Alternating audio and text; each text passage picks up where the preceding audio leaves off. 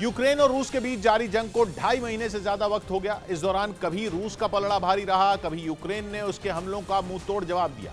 Are पार की इस लड़ाई में अब तक दोनों देशों की सेनाओं को तगड़े नुकसान की खबर है। इस बात से सैनिकों की हिम्मत न टूटे, इसलिए यूक्रेन ने अपनी फौज की बहादुरी का एक वीडियो जारी किया। इसमें उसने अपने गरजते टैंकों को दिखाया, जिन्होंने रूस की फौज को इलाका खाली करने पर मजबूर कर दिया। तो दूसरी तरफ रूसी चेकपोस्ट पर भी उसने कहर बरपाया।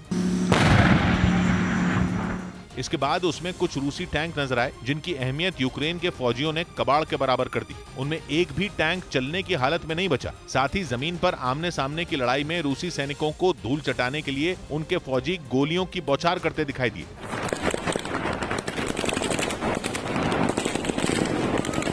इसके अलावा यूक्रेन ने इस वीडियो में रूस के गोला बारूद को जब्त करने का दावा भी किया। साथ ही उन इलाकों में यूक्रेन के फौजी गश्त करते नजर आए, जिन्हें रूस के कब्जे से उन्होंने छुड़ा लिया।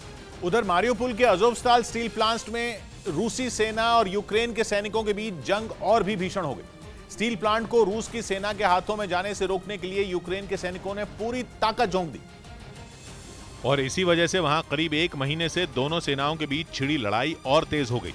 यूक्रेन की सेना ने रूसी सैनिकों पर पलटवार का एक वीडियो जारी किया।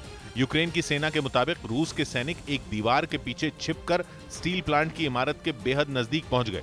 उनका मिशन स्टील प्लांट से बाहर निकलने वाले रास्तों को बंद करने का था, लेकिन जैसे ही रूस के सैनिक दीवार के पास दिखाई दिए, यूक्रेन की सेना की तरफ से बमबारी शुरू कर दी गई।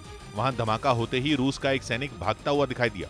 इसके बाद एक और सैनिक दीवार के पीछे छिपकर एक तरफ दौड़ता नजर आया कि तभी उससे थोड़ी दूर ही एक और धमाका हो गया। यूक्रेन की सेना ने दावा किया कि उसके ताबड़तोड़ हमलों ने स्टील प्लांट की इमारत के बेहद नजदीक पहुंच गए रूसी सैनिकों को खदेड़ दिया।